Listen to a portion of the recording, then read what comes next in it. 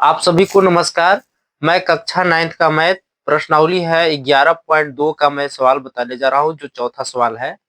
सवाल देखिए क्या बोल रहा है। सवाल कह रहा है कि एक ठो शीशे के घन की कोर की माप 44 सेंटीमीटर है।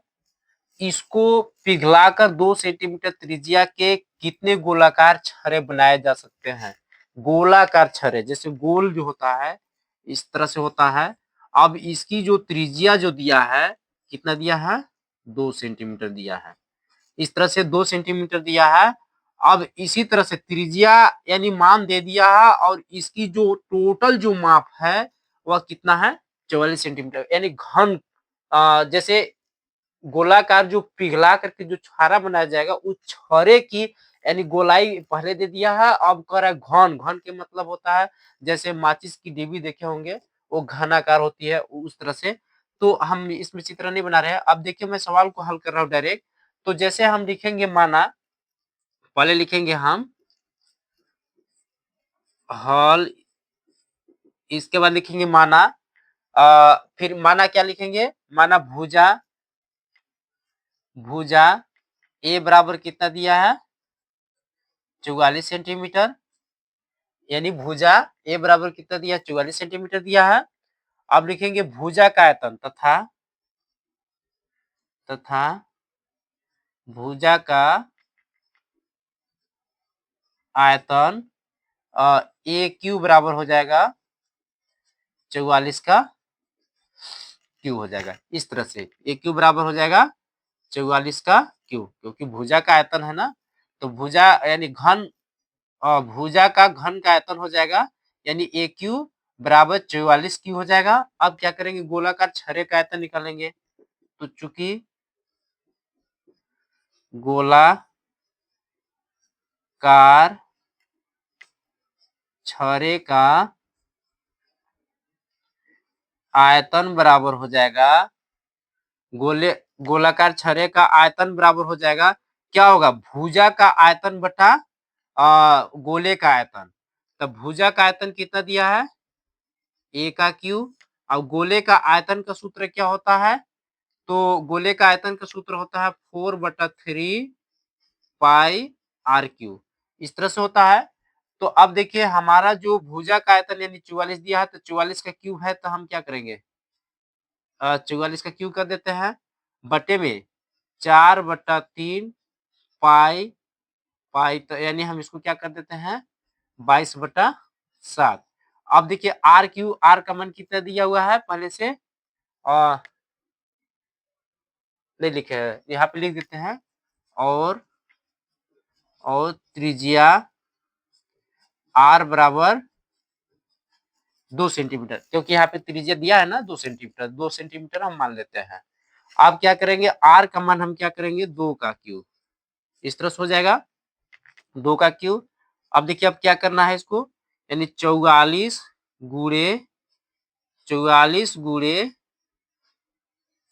इस तरह से 3 बार होगा ना 44 गुणे 44, क्योंकि 44 का क्यू है तो 44 गुणे 44। अब ये कितना है 4/3 गुणे 22/7 गुणे 2 गुणे 2 गुणे 2, क्योंकि इसका भी क्यू है तो इस तरह से होगा।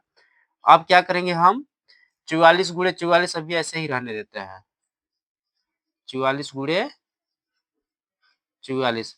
अब बटे में हम क्या करेंगे 4/3 है गुणे 22 बटे कितना है 7, तो इसका गुणा करेंगे तो क्या हो जाएगा 8, इस प्रकार से आ जाएगा। अब देखिए अब करना क्या है, ये हो गया मान। अब हम 44 गुणे 44, 44 गुणे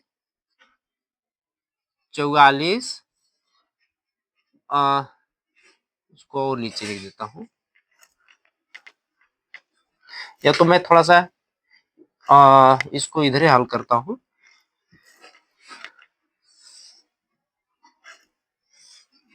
कितना है 44 गुणे 44 3 बार, यानी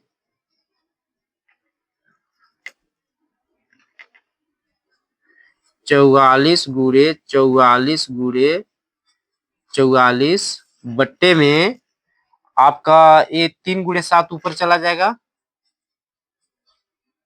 और नीचे में क्या आ जाएगा 44 गुणे 44 यानी 4 गुणे 22 गुणे 8, 4 गुणे 22 गुणे 8, ये आपका नीचे आ जाएगा। तो इसमें से देखिए कुछ कट रहा है, कट जाएगा 11 चौक 44, 11 दूना 22, फिर ये कटेगा 22 दूना 44, 22 दूना 44 हो गया। अब कितना बचेगा 22 गुणे